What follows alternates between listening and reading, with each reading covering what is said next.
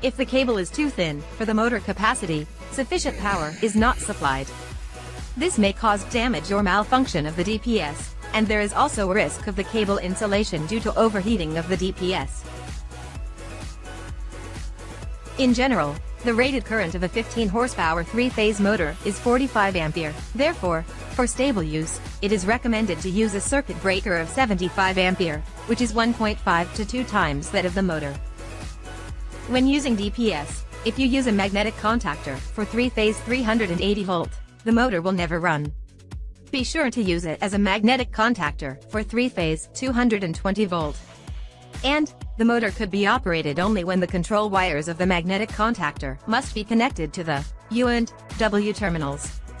If it is difficult to check the control wire of the magnetic contactor, please swap the positions the wires of U, V, and W of DPS's output.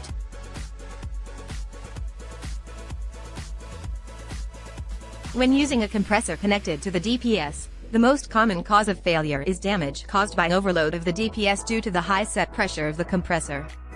Therefore, it is recommended to use the compressor with a lower pressure setting.